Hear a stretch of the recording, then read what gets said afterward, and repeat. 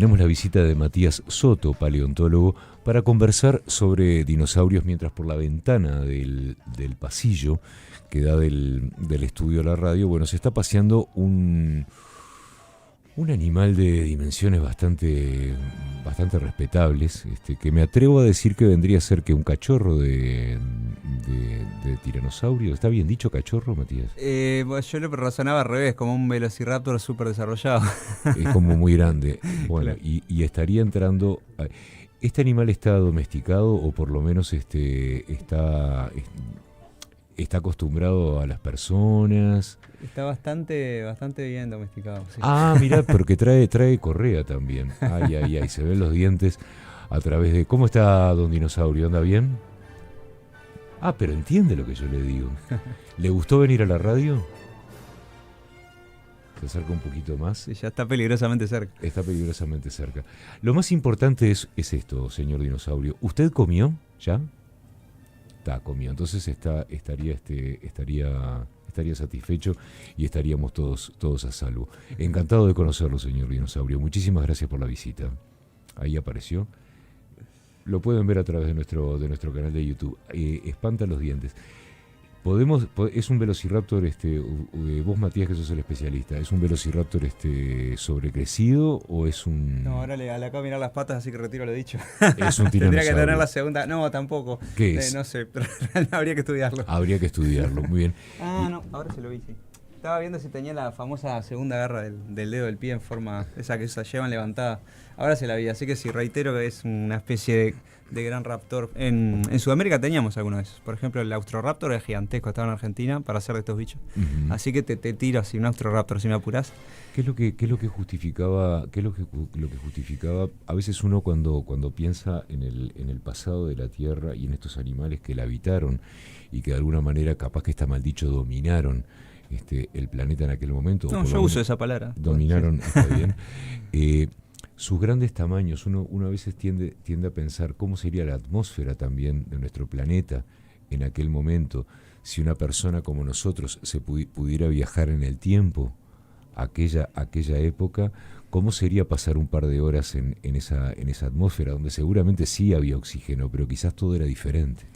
Sí, esa época no me asusta tanto porque ahí habría calorcito y oxígeno no faltaba para nada. Pero si te vas más atrás en el tiempo, ahí sí, ahí vas a tener problemas para respirar. Peor que un partido en La Paz. Es dentro de lo que sería la cadena histórica de la vida, sacando los primeros seres acuáticos. Vos corregime tranquilo, yo Sí, estoy sí. payando. Unicelulares. Vas bárbaro. ¿Serían los primeros grandes habitantes de la Tierra, o se está estudiando si antes de ellos hubo algo que podría haber sido también dominante en aquella época? No, claro que sí, que hubo cosas dominantes, no tenés por qué ser tan grande como para ser dominantes. De hecho, los primeros dinosaurios eran chicos y no dominaban nada, ¿no? Para empezar. Pero sí claro que hubo otras faunas, que cada fauna, flora adaptada a las condiciones de su momento, ¿no?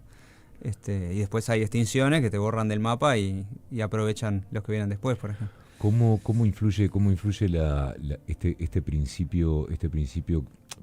Yo no lo quiero llamar el principio de la vida, pero sí de repente un principio de la vida que está muy estudiado en lo que tiene que ver después con la evolución en general. Cuando estoy hablando de evolución, estoy hablando de todo lo que vino después, teniendo en cuenta que tenemos dinosaurios carnívoros y dinosaurios herbívoros. Hay algo ahí que de repente uno tiende a pensar que en la trenza de lo que son las cadenas o las pirámides alimenticias marcan un principio en todo esto. Sí, también tenías omnívoros y también tenías dinosaurios carnívoros que se hicieron herbívoros, o sea, dentro del grupo de los carnívoros. Es la cosa más complicada de lo que parece. Sí. Lo que sí no hubo herbívoros que se hicieran carnívoros, que yo recuerde. Y de cocodrilos, por ejemplo, si nos vamos a los dinosaurios, tenías también todo lo que quisieras, mucho más variado que hoy en día. En su forma de cráneo, forma de dientes, dietas, tenía desde nadadores como hoy hasta corredores. Hoy nosotros, o por lo menos de un tiempo a esta parte, o por lo menos mi generación, se crió pensando que los reptiles que vemos hoy en la Tierra son los descendientes directos de los dinosaurios.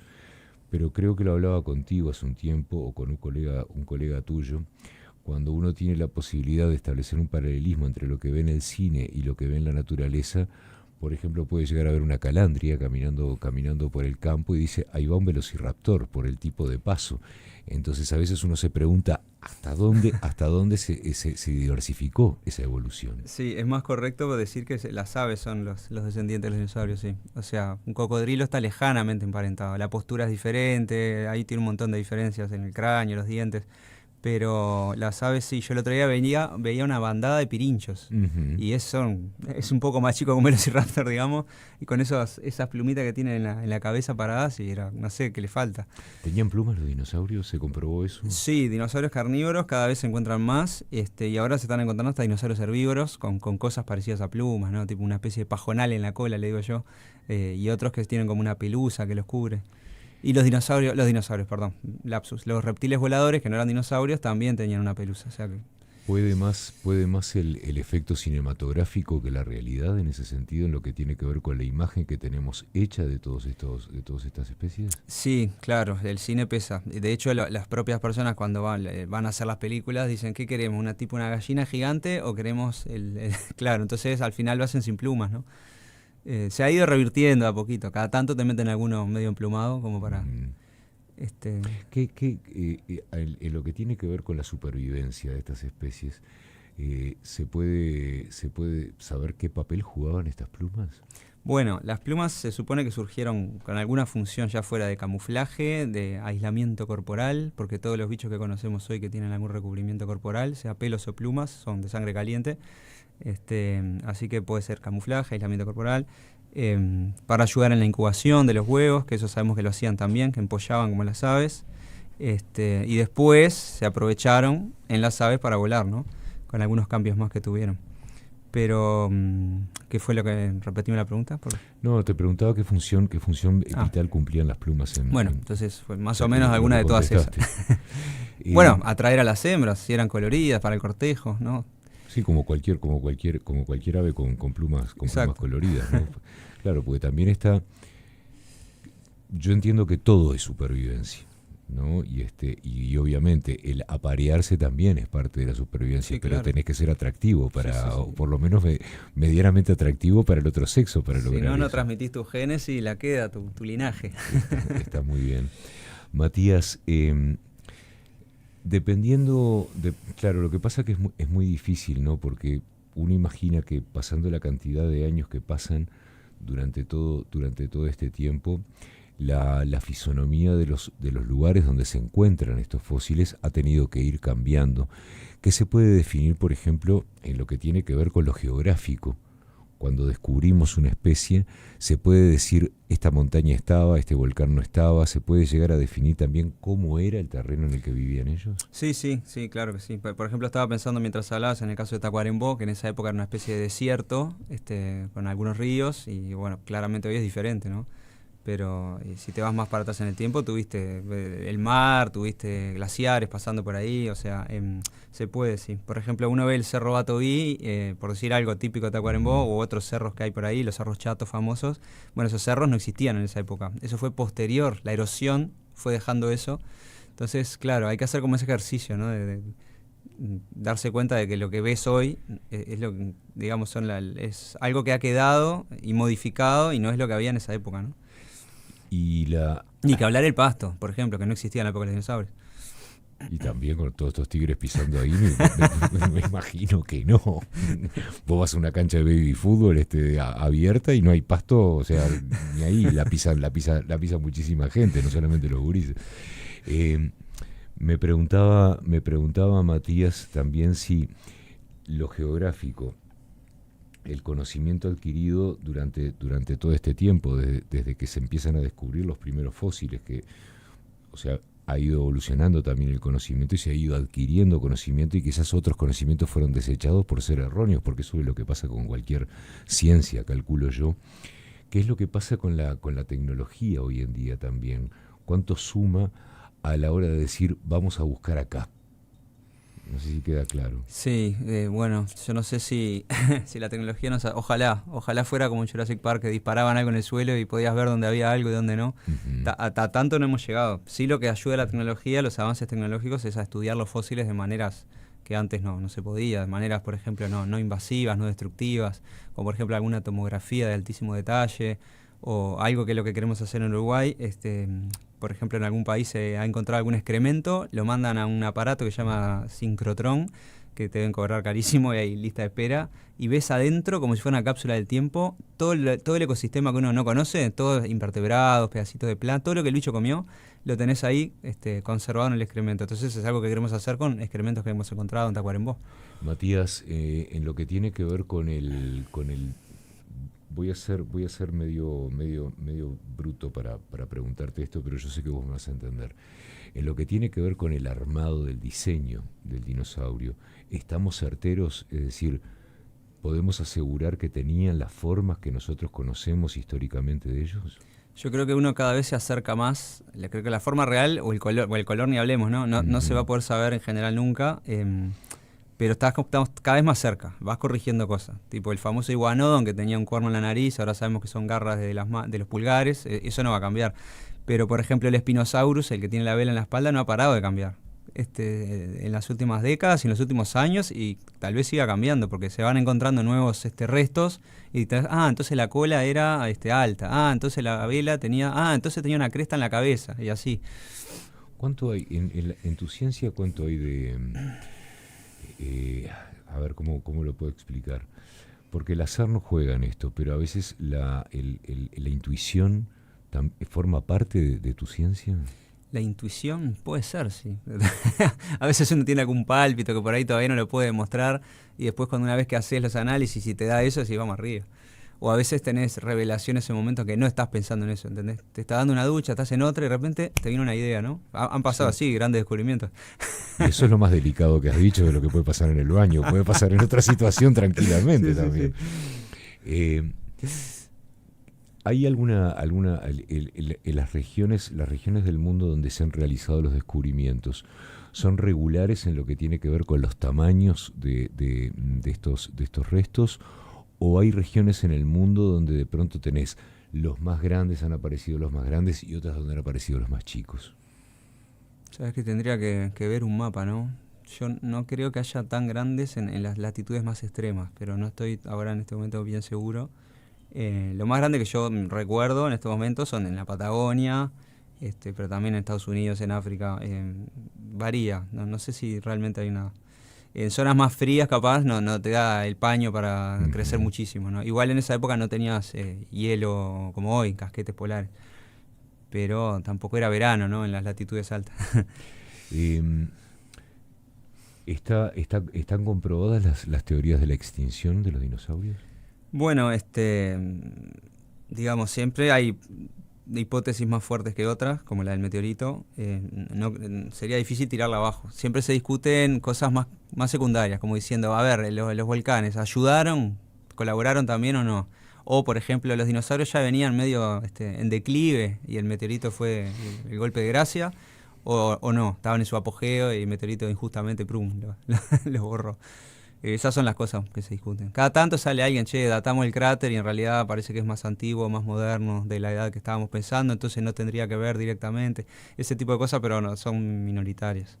Antes de ir a Uruguay, de venir a Uruguay, y lo que han sido los descubrimientos que se han realizado aquí en nuestro país, y todo el trámite al que vos me hacías referencia cuando estuvimos conversando en la puerta de la radio, uno a veces se pregunta, capaz que porque no me pasó a mí. Yo tengo muy clara mi época de niño, y mi época de dinosaurio fue muy corta, pero sin embargo a medida que las generaciones han ido avanzando, estas especies generan un atractivo muy fuerte en los niños. ¿Se sabe por qué hay tanta atracción por los dinosaurios? ¿Sabes que no?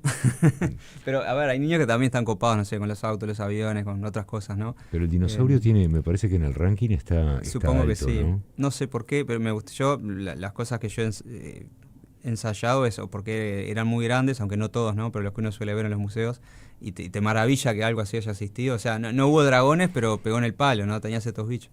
Claro. Pensar, cuando te pones abajo un carnívoro de esos, que no durabas 2 segundos vivo, ¿no? Si estaba el bicho ahí, vos vos contra él. No sé si alguna de esas cosas tiene algo que ver. A veces uno se pregunta, bueno, vos acabas de nombrar un ser mitológico, por ejemplo, y a veces uno se hace una pregunta un poco estúpida, pero no puede evitar hacérsela, de si más allá de la extinción declarada de esta especie, algunas variantes pudieron haber sobrevivido en el tiempo y de alguna manera haber generado, además de las aves, claro, además de las aves, y generar las mitologías Bueno, pero no precisás que sobrevivan en el tiempo para generar mitologías. Se piensa que algunos seres mitológicos, como los grifos de Asia, que tienen picos, bueno, pueden ser a partir de cráneos de herbívoros que tienen unos picos así. Así como los cíclopes, los gigantes de un ojo, se piensan que pueden venir de cráneos de elefantes enanos que vivieron en islas del Mediterráneo, que claro, vos tenés un cráneo enorme con un agujero en el centro de la cabeza, que es donde sale la trompa, pero en esa época decían, acá está el ojo, claro. Es decir, hay algunos vínculos así que se han hecho. Matías, hablemos un poco de Uruguay. Sí. Porque en los últimos tiempos los uruguayos más veteranos nos hemos enterado de que los platos voladores, como te dije hoy, no solamente aterrizan en Nueva York. Las cosas también pasan aquí en nuestro país y uno ha escuchado noticias, ha tenido la posibilidad de conversar también con otros científicos en lo que tiene que ver con los descubrimientos que se han realizado aquí en el Uruguay. Uh-huh. ¿Cuándo comienzan los estudios? ¿Son estudios autóctonos o vino gente primero de afuera a buscar restos fósiles aquí en nuestro país y después fueron apareciendo? En un caso como el tuyo, decir yo quiero estudiar esto, también, ¿no? Que capaz que en su momento era una locura pensar en estudiar una carrera como esta en un país en el que no teníamos ni idea de lo que podía haber bajo tierra. Sí, yo pensaba de chico, no, la verdad pensaba que todavía que había menos de lo que después hubo. Por ejemplo, siempre cuento que en el Parque Ancho Arena me dijeron que acá no había habido dinosaurios porque en esa época estaba todo bajo el mar, que ahí le erraron, se confundieron de época. Pero sí han aparecido más cosas, así que por suerte no le erré. Los descubrimientos nuestros han sido, digamos, motivados por nuestro trabajo. A veces invitamos a colegas extranjeros especialistas en algún tema como para ir con más fuerza a las revistas, porque no es tan fácil, ¿no? A veces convencer de que estás ante una nueva especie. A veces uno paga derecho de piso por ser sudamericano. Sí, también. Si elegís mal la revista te pueden decir, no, esto es de interés muy local. Publique en otra revista, claro. ¿Por qué eso? ¿Por qué la curiosidad científica está sectorizada en ese sentido? Y bueno, no sé. ¿Hay intereses económicos en lo que tiene que ver con esto también? Y bueno, sí, yo qué sé. También está lo que es el colonialismo científico. Ha pasado a la inversa, ¿no? Trabajos de fósiles, por ejemplo, de Brasil, hay casos clarísimos, que han sido incluso sacados de Brasil sin permiso, publicados por autores extranjeros, europeos, no sé qué, y eso en realidad termina, en algunos casos, hasta ha caído la especie. Se ha hecho tanta fuerza que se han repatriado los fósiles a Brasil, la especie dejó de ser válida porque viola todas las normas de la ética, todo. Esto es un tema complejo. Así. ¿Qué es lo que pasa? Volvamos a Uruguay. ¿Qué es lo que pasa con los descubrimientos que se dan aquí en nuestro país? ¿Qué concretamente? ¿Qué es lo que se ha descubierto, por ejemplo? Bien, bueno, hasta ahora tenemos 4 dinosaurios nombrados en Uruguay: Torvosaurus y Ceratosaurus, que son 2 carnívoros de Tacuarembó, y Eolosaurus y Udelartitán, que son 2 herbívoros de cuello largo del litoral. El Udelartitán es solo vive en Uruguay y estamos en pocas semanas, tendremos noticias sobre si puede haber algún otro herbívoro de esos. Y después otros, como el Torvosaurus y el Ceratosaurus, vivieron en Estados Unidos y en Europa, entonces es una novedad traerlos tan al sur. Y el Eolosaurus vivía en la Patagonia Argentina, así que tampoco es una locura pensar que estuviera acá. ¿Qué es lo que pasa con el documentar? Contarnos un poquito de cómo después sigue el proceso, porque no solamente descubrir y armar, o más o menos armar o bocetar el descubrimiento y exponerlo, digo, me imagino que hay todo un proceso que hay que seguir para poder oficializar las especies. Sí, es todo un proceso por momentos tedioso que puede durar meses y meses en revistas, donde te lo agarran 2 revisores, o como nos pasó ahora, se lo mandaron a un tercero por las dudas, y todo eso va atrasando las cosas, ¿no? El ida y vuelta, hasta finalmente tenerlo publicado, pero después, claro, está bueno que la gente después lo conozca. Entonces, por ahí uno, por ejemplo, va a dar charlas a las escuelas, O hace poco en el hall de facultad pusimos en exposición permanente una réplica de un cráneo de Ceratosaurus que impresiona el tamaño, todo el cráneo del carnívoro. Si bien en Tacuarembó solo tenemos los dientes, sabemos que pertenecía a ese bicho y entonces puede cualquiera ir y verlo y saber un poco más de lo que teníamos acá en Uruguay, ¿no? Les propongo ir a una pausa. Estamos conversando con el paleontólogo Matías Soto. Ya venimos, por favor. Y hoy nos vino a visitar un dinosaurio que forma parte de una oferta de entretenimiento. ¿Qué lugar ocupan los paleontólogos en este tipo de ofertas? ¿Se los llama para asesorarse? ¿Es importante la opinión que dan ustedes o de repente los velos que también quitan a la hora de diseñar una oferta de entretenimiento? No solamente de entretenimiento, porque muchas de ellas también son muy educativas. Claro. Bueno, en este caso concreto, claro, uno aprecia que lo tengan en cuenta para a la hora de capacitar a los guías, ¿no? Cosa de nivelar un poco la información. Uh-huh. Pues, la verdad que el común de la gente no tiene por qué saber mucho de dinosaurios y que le puedan transmitir información de calidad a la gente, ¿no? Que vaya al público en general. Y en particular a mí me interesa que se sepa algo de Uruguay, ¿no? Porque si no siempre estábamos con el tiranosaurio, el velociraptor, todo bicho del norte y acá en el sur no sabemos nada. Está faltando un poquito. Claro, entonces yo siempre es mi lucha. De hecho, este año quiero sacar un libro que sea dinosaurios de Sudamérica, porque hay paño. ¿Qué es lo que pasa? Ese tipo de publicaciones, Matías, obviamente lo que tiene que ver con el contenido científico son muy importantes, pero también algo que pasa con estas criaturas es que uno lo que quiere también es ver los dibujos. Ahí es donde vamos a la parte infantil de uno, ¿no? Que el libro, cuanto más dibujos, más entretenido puede llegar a ser. No solamente entretenido, también informativo, y eso debe ser un trabajo bastante difícil, el llegar a poder replicar o expresar en una hoja lo que uno está describiendo de forma científica. Bueno, justamente de dibujos estamos cubiertos porque tengo un paleoartista que trabaja mucho conmigo, Yayo Arellano, que hizo como 30, ya ni me acuerdo, 30, 40 dibujos de dinosaurios espectaculares, que era un ida y vuelta. Él se daba cuenta, che, mirá que las manos ahora las están reconstruyendo así, y yo buscaba un artículo y decía, tenés razón, o sea, a veces hasta me desasnaba él a mí, porque es imposible jugar en toda la cancha y conocer todos los dinosaurios. Y después me hizo unos 6 paisajes de distintas eras, o sea que entra por los ojos a todo color, claro. Está buenísimo. Cuando y otro desafío, perdón, es que el texto sea ameno, ¿no? Porque si no, te leen una página y... ¿Cómo estás trabajando en eso? Y bueno, de hecho estoy justamente tratando de bajar un poco más a tierra las cosas que uno escribe, porque a veces uno se copa y se pierde en algún detalle técnico que capaz que no le interesa a nadie, y bueno... No, que capaz que interesan, lo que pasa o hay es que contarlo, claro, digamos, de una manera amena. Exacto. Claro. ¿Sabes que me quedó una pregunta, Matías? Y vuelvo también a lo que tiene que ver con el dinosaurio y el entretenimiento, ¿no? Ya sea en una cuestión de parques o también las películas. O sea, Parque Jurásico, yo no sé, son como 7 películas, por ejemplo, que no sé si han tenido tanta fuerza como otras sagas que han generado fanáticos en todo el mundo. Pero uno se pregunta también por los sonidos, por ejemplo, ¿no? Porque si yo te voy a mostrar un bicho grande y lleno de dientes que me ruja bien rugido, ¿no? Y de repente vos como científico capaz que te sonreís como te estás sonriendo ahora y decir, este animal nunca rugió así. Emitía otro tipo de sonido porque no era solamente para asustar, también había que comunicarse. Claro. Bueno, seguramente hubo algunos estudios donde mostraban que algunos de esos sonidos que aparecían por ahí no hubieran sido tan así. Aparte, lo gracioso es que se combinan sonidos de animales actuales en esas películas, que es tipo delfines, ahora ya ni me acuerdo. Había un bicho que era aparte simpático, vos decías, ¿cómo ese bicho va a hacer ese ruido? No sé si era un koala, una cosa así. Y sin embargo, agarraban algún gruñidito, alguna cosa, mezclaban todo, algunos te lo pasaban al revés, y te queda algo que vos decís, che, pero suena bastante como uno se imagina que podría sonar.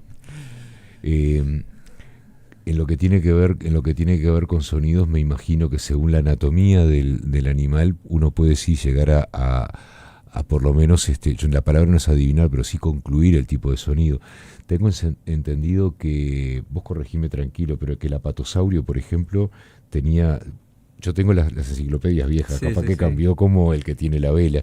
Tenía las narinas en la cabeza y que por ahí silbaba o algo así, ¿puede ser? Bueno, no, eso se ha revertido un poquito. Si bien tenía el agujero del cráneo ahí, se piensa que en realidad las narinas están un poquito más adelante, Pero no, cuando me hacías así, pensaba que me hablabas del de la cresta, el Parasaurolophus. Ese es uno típico que se piensa que hacía un sonido grave con ese tubo hueco que tenía, ¿viste?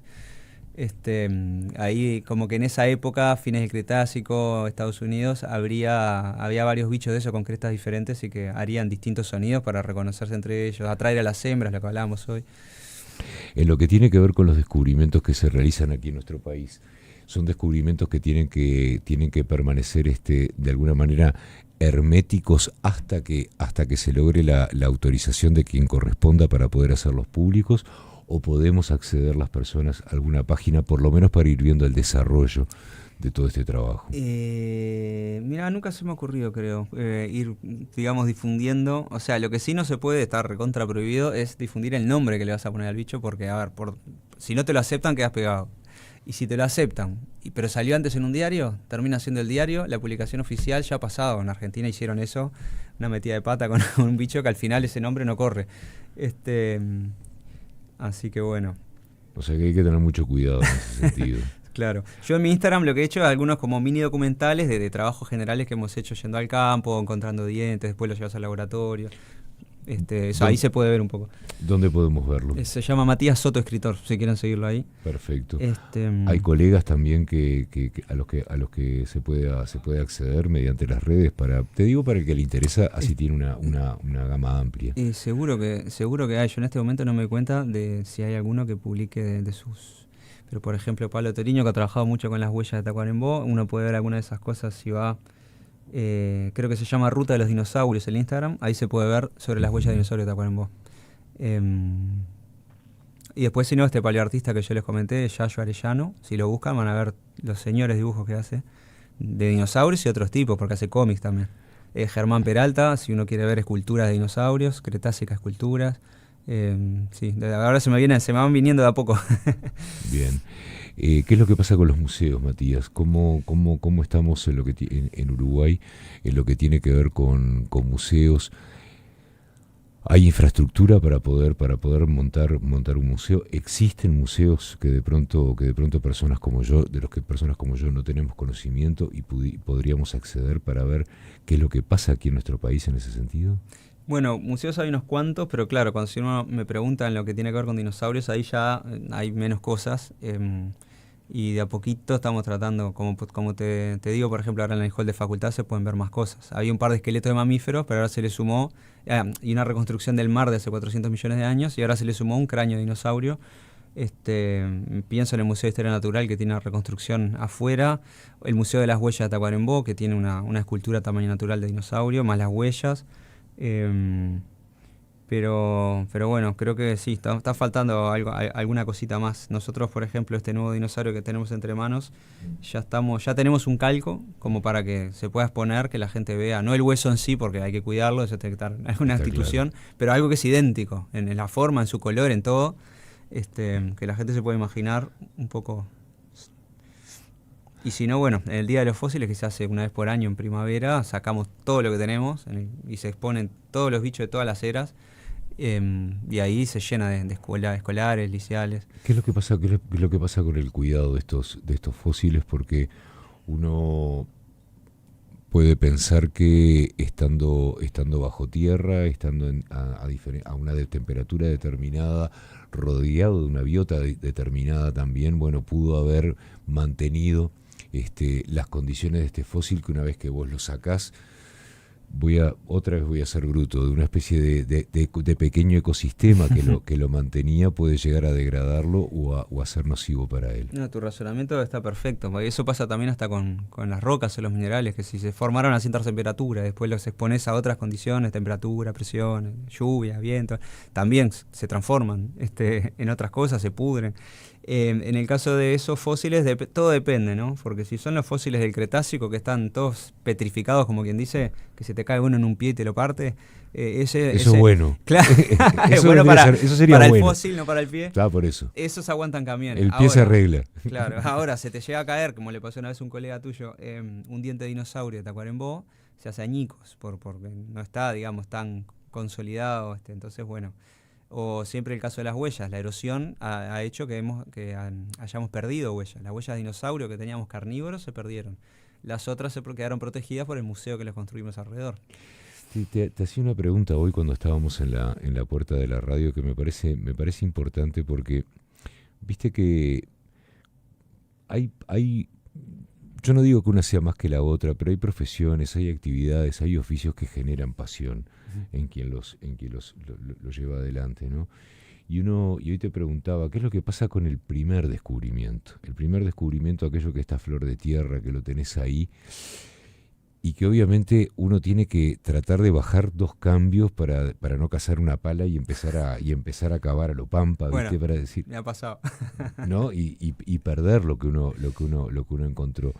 Es parte del profesionalismo, me imagino, el mantener la calma, saber que lo que uno está en ese momento desenterrando, por utilizar un verbo, es muy delicado y que la emoción o la ansiedad pueden llegar a jugar en contra en todo esto, ¿no? Sí, no, y no tiene que tener la humildad o la autocrítica de decir, esto lo voy a hacer paté, que venga algún compañero que tiene, digamos, más motricidad fina Sí.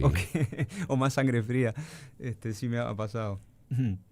Pero lo que se siente cuando se descubre algo es increíble. Son como varias veces. Lo sentís cuando lo descubrís y te das cuenta que puede ser algo nuevo. Lo sentís de vuelta cuando el análisis te confirma que es algo nuevo. Lo sentís otra vez cuando la revista te lo acepta y tal vez otra vez cuando tus compañeros o gente por la calle se ilusiona o se emociona contigo, con che, qué bueno que tenemos un dinosaurio nuevo, uruguayo, ¿entendés? Matías, repetime por favor cómo te buscamos a ti. Matías Soto, escritor. Queda una doble S ahí en el medio. Perfecto. Matías, un gustazo recibirte. Cairo, como siempre, el gusto es mío. Matías Soto, paleontólogo, pasaba por Viva la Tarde.